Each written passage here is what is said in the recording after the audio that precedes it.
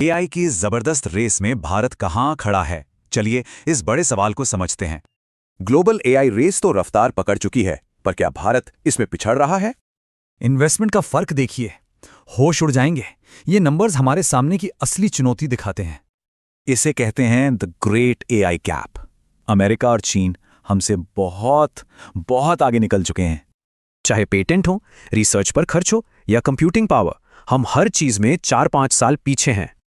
लेकिन जहां ये बड़े देश अरबों डुबो रहे हैं, वहीं इस खेल के नियम बदल सकते हैं।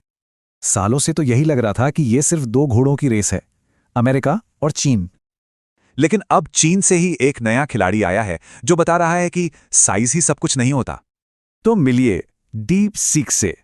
ये GPT-5 लेवल की परफॉर्मेंस दे रहा है, पर एकदम अलग अंदाज में। अब जरा इनकी टीमों का साइज देखिए। फर्क इतना जबरदस्त है कि यकीन करना मुश्किल है। सोचिए, गूगल के 6000 लोगों के मुकाबले सिर्फ 160 लोग। इसे कहते हैं असली एफिशिएंसी। और ये स्मार्ट स्ट्रैटेजी काम भी कर रही है। चीन अब ओपन सोर्स डाउनलोड्स में अमेरिका को भी पछाड़ चुका है।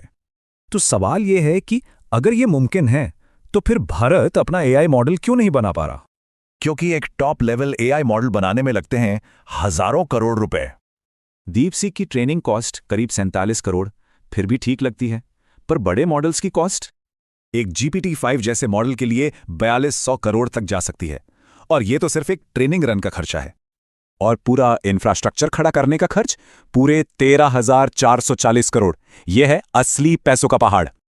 तो क्या डीप सीक का ये मॉडल भारत के लिए एक नया रास्ता हो सकता है? हमारे सामने चुनौतियां बहुत हैं। टैलेंट की भारी कमी है, R&D में निवेश कम है और कंप्यूटिंग पावर भी नहीं।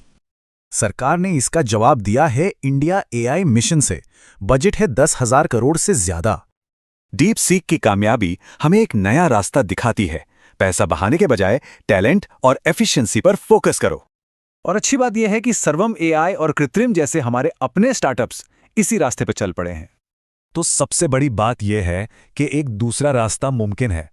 अब यह सिर्फ पैसों का खेल नहीं रह गया है। डीप सीक ने साबित कर दिया कि स्मार्टनेस पैसे को हरा सकती है। तो सवाल यह है, क्या भारत भी ये कर सकता है?